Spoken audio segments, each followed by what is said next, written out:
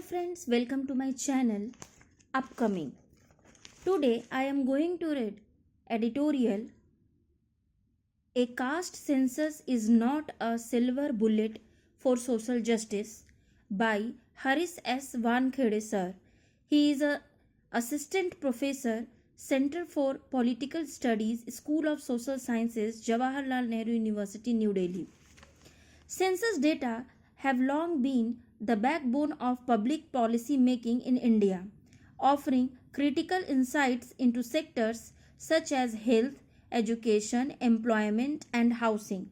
In this context, the Narendra Modi government's recent announcement to include caste enumeration in the upcoming national census has drawn considerable attention. For many, it represents a long overdue move toward collecting substantive statistical data that are necessary to better address the needs of the other backward classes. However, the disproportionate emphasis placed on the caste census raises concerns about the intent and the commitment of the ruling dispensation. It suggests that the formulation of welfare policies for marginalized communities has been unjustifiably deferred under the pretext of awaiting more precise data. The merit of caste census. Proponents of a caste census argue that it will provide empirical grounding to assess the socio-economic status of various caste groups, particularly the OBCs. They believe that this data, will enable more targeted affirmative action and help the state legitimize welfare programs in the eyes of the judiciary, which has sometimes questioned the reliability of surveys and commission reports. Additionally, disaggregated data within the OBC category could help identify intra-group socio-economic inequalities, thereby informing new policies for the extremely backward classes within the OBC. While these arguments are not without merit, they risk overstating what a caste census can achieve on its own. Caste enumeration should certainly be a regular institutional practice in a diverse society such as India, but to elevate the census data as a precondition for social and economic justice or as the central document for policy making is a flawed and potentially dangerous misreading of its purpose. The Registrar General of India's role is to collect and present neutral factual data and not to direct the government to design social welfare policies. Elevating the census into a tool for political reform burdens the institution beyond its mandate and risks politicizing its work. It is vital to maintain the objectivity of census operations, especially in a polarized political environment. Importantly, it is the responsibility of the ruling political elites to have public policies for the welfare of vulnerable social groups based on the available sources of information and empirical evidence. More crucially, policies for social justice, have historically not waited for perfect data. Landmark initiatives such as reservations, land reforms, and the implementation of the Mandal Commission's recommendations were driven not by statistical revelations but by political struggle, mass mobilization, and the moral commitment of the ruling political class.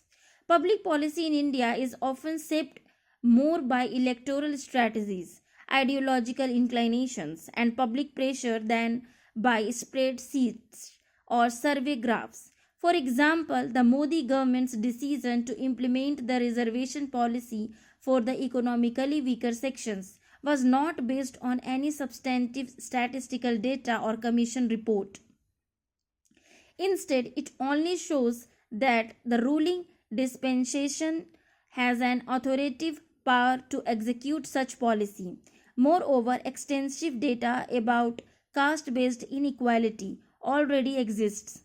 since independence. Scheduled castes and scheduled tribes have been part of the decennial census.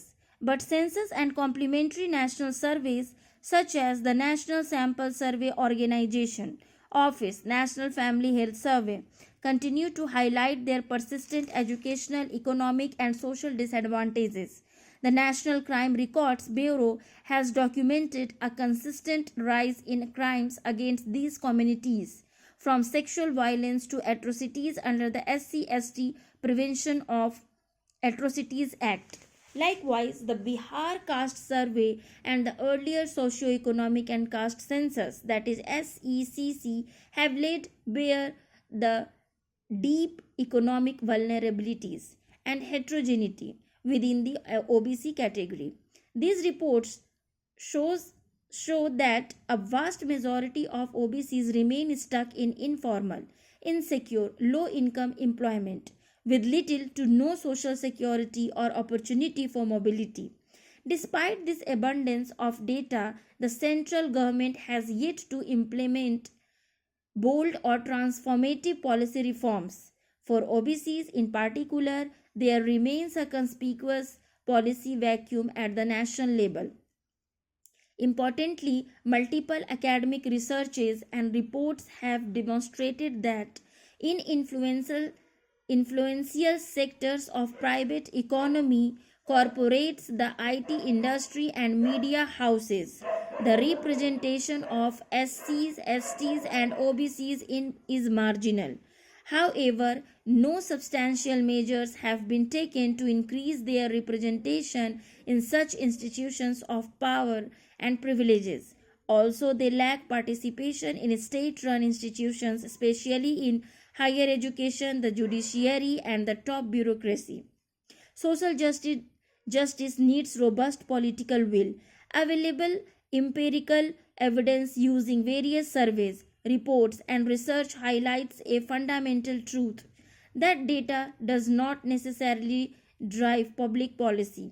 Instead, it is the intent of the governing class and people's democratic pressure that crafts public policy. A caste census may help sharpen the diagnosis, but it cannot administer the cure. Data is only the map, it cannot chart the journey by itself. If India is to move toward a more just and inclusive future, the focus must remain on the moral and political imagination of its ruling class. Without political will, empirical evidence remains inert. The real test of the current national government lies not in collecting information on caste based socio-economic stratification but in executing effective policy measures with courage and commitment for the welfare of the worst of social groups. Thank you for listening.